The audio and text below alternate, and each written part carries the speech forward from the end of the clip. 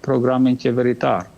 si do të qeverisë. Pra është detyruar edhe me ligj që të jap një plan program. Dhe është e kotë ky manifestim i Besës për shkak se ai 4 herë gjatë zgjedhjeve e ka thyer premtimin me plan programin parazgjedhor, po ashtu e ka thyer premtimin edhe me plan programin qeverisës. Dhe është qesharake t'i besohet fjalës kryeministrit, i cili e ka zhytur Shqipërinë në borxhe, dhe t'i përkujtojmë ata që kanë ndjekin, që gjatë kësaj proteste, përderisa bëhet, ai ka futur Shqipërinë edhe 1 miliard euro apo dollar në borxh gjatë muajit të fundit, pra njëherë mori 600 milion euro për t'i paguajtur pensionet, ndoshta ndihma sociale dhe rrogat, për shkak se e ka falimentuar Shqipërinë, dhe ishte marrja e fundit, dikon 300 milion dollar, fjala se për të bletur armatime, dhe thot që neve na duhen armatime për shkak se kemi mbetur pa armatime, po kush është arsyeja që Shqipëria nuk ka armatime? Ai është në pushtet 14 vite, dhe si duket nuk pas ka para që të blej as plumba, as pushka, dhe e ka lënë Shqipërinë në një situatë shumë të vështirë, po kjo është e bërë me qëllim. Se e bën ai me qëllim që Shqipëria nuk ka ushtri? Nëse e marrim në krahasim me Serbinë, Serbia ka ushtri të sofistikuar, jo vetëm që ka ushtri, po edhe i prodhon armatimet e veta dhe blen si nga Kina, po edhe nga shtetet e tjera, dhe këtë e bën për shkak se është në interes të shtetit të Serbisë që të ketë një ushtri të fuqishme nëse sulmohet apo nëse ata vendosin që të sulmojnë. Qoftë luftë me Kroacinë, qoftë luftë në Bosnjë, qoftë luftë në Kosovë. Mirëpo Edi Rama ka vendosur mos ketë ushtri për shkak se atij nuk i rrezikohet grushti ushtarak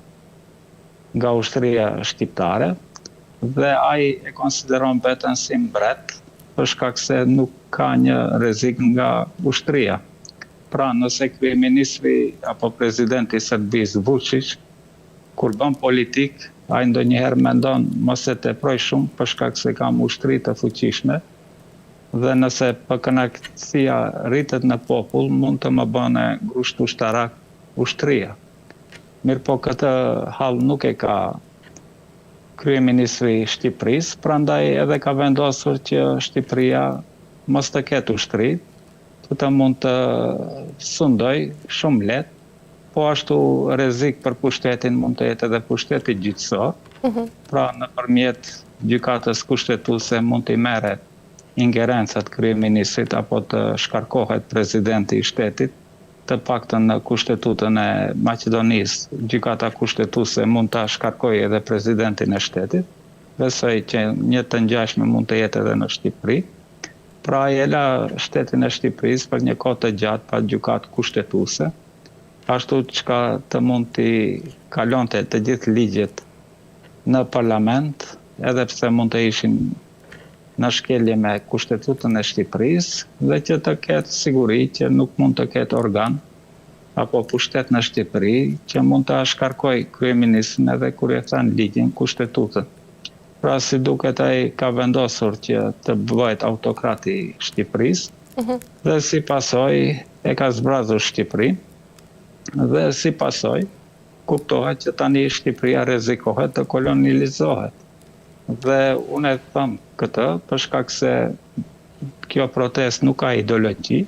dhe në fillim ideologjia ishte që Shqipëria rrezikohet që të kolonializohet nga shqiputët. Dhe ai ishte motivacioni më i madh që njerëzit u mblodhen aty, po jo vetëm prej Shqipërie, po edhe prej Maqedonie, edhe prej Kosove, për shkak se ne jo vetëm që e shiqojmë Shqipërinë si shtetin tonë, për shkak se jemi një popull, po edhe investitorët më të mëdhej në Shqipëri janë pikërisht shqiptarët e Maqedonisë dhe të Kosovës. Nëse shiqojmë bruto prodhimin e Shqipërisë, 50% e saj vjen nga ndërtimet dhe nga turizmi. dhe blerësit më të mëdhej të banesave apo shtëpiave janë pikërisht shqiptarët e Maqedonisë dhe të Kosovës, apo të diasporës tonë të Maqedonisë të Kosovës, për shkak se shumë shqiptarë të Maqedonisë jetojnë në Zvicër apo në Gjermani dhe në shtetet tjera, dhe kanë mundësi financiare që të blejnë dhe të investojnë në patundshmëri në Shqipëri dhe po ashtu shfrytëzuesit më të mëdhej të plazheve të Shqipërisë, të hotelerisë së Shqipërisë janë pikërisht shqiptarët e Maqedonisë. Mirë po edhe këtë halk të zhvillimit e kërcënon, për shkak se neve na shqetëson si rrezik, për shkak se ne nuk mund të lejojmë që Shqipërinë ta marrin çifutët, dhe kuptohet që reagojmë, flasim dhe përpiqemi që t'i motivojmë njerëzit të dalin në protestë. Tani ne bëjmë video me vite dhe parafërsisht e dim sa është shqetësueshmëria e videove tona. Mirë po për rastin e fundit për rrezikun e çifutëve, videot e tona kanë arritur mbi 200.000 klikime.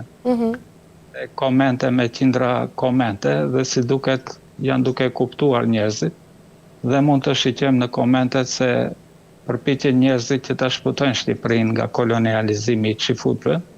Dhe kjo ishte edhe brenga e kryeministrit të Shqipërisë, i cili gjatë prezantimit të manifestimit të Besës, ai shprehu sipas tij që në Shqipëri që ka rritur antisemitizmi dhe më gëzon ky fakt që ne kemi efekt që të zgjojmë njerëzit nga rreziki i çifutrimit të Shqipërisë dhe si duket edhe çifutët e kanë marrur mesazhin dhe nëse ka pasur ndonjë sukses kjo protestë, është që çifutët e kanë kuptuar realitetin e Shqipërisë, që shqiptarët nuk i dëshirojnë që apo nuk do të lejojnë të paktën që çifutët ta marrin Shqipërinë, për shkak se jo të gjithë janë si kryeministri Edi Rama. Shqiptarët do të rezistojnë, tokat bujqësore të Shqipërisë, pyjet e Shqipërisë, malet e Shqipërisë, bregdeti i Shqipërisë nuk është në shitje dhe kjo është motoja kryesore. Dhe nuk jemi ne shqiptarët si palestinezët një pjesë të cilët reagojnë me gur. Ata nëse vinë këtu do të gjejnë hallin. Dhe besoj që e kanë kuptuar këtë dhe le të kërkojnë shtetet të tjera ku mund të shpërngulen, le të shkojnë ndoshta në Argjentinë apo një pjesë të Kipros e kanë marrë dhe në Greqi, po në Shqipëri nuk ka pse vinë, Shqipëria është e shqiptarëve. Në Shqipëri janë të ndarë kush është musliman, kush është i krishter. Kjo toka ka qenë gjithmonë kështu dhe ne duhet përpiqemi që mos lejojmë inxhiniering të shoqërisë së Shqipërisë.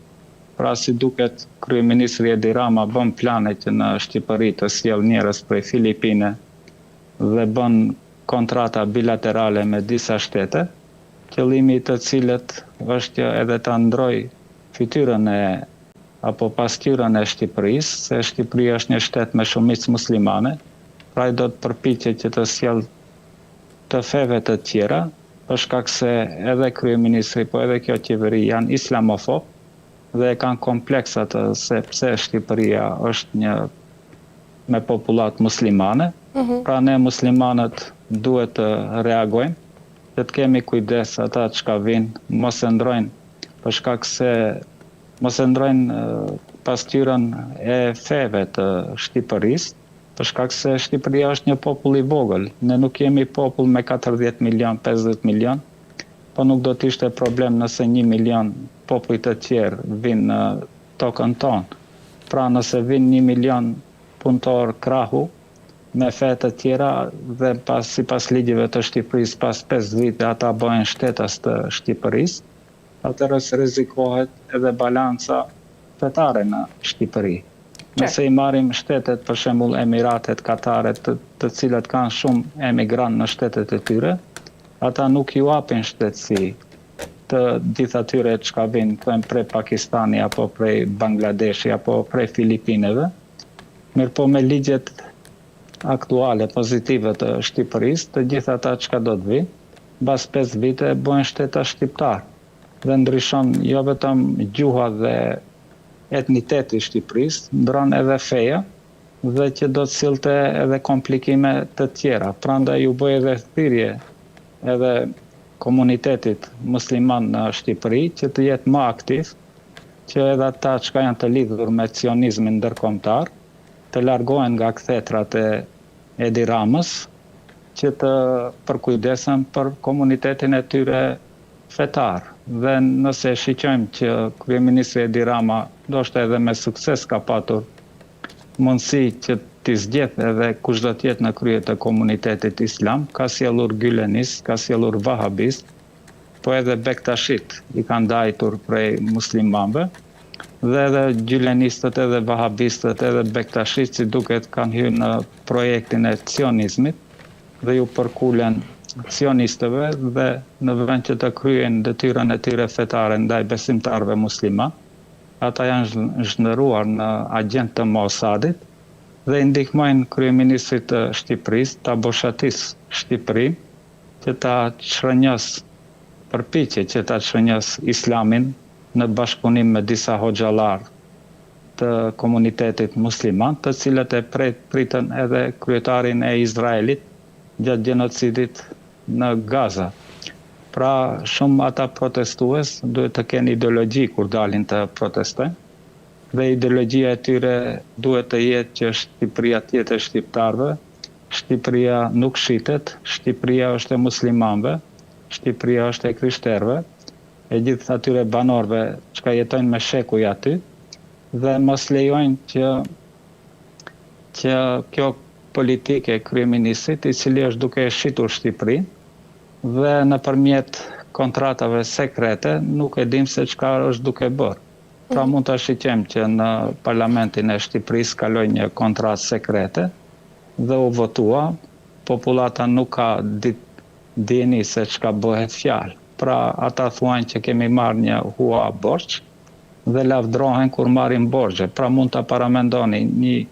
qeveri që brenda një muaj ka marrur 1 miliard euro borxh dhe dalin dhe lavdrohen që kemi marrur borxh. Po a ka më turp për një qeveri se sa të lavdrohet se ka marrur borxh. Ata duhet të japin dorëheqje se nuk kanë para që të blejnë armë, dhe jo të lavdrohen se kanë marrur borxh. Qartë.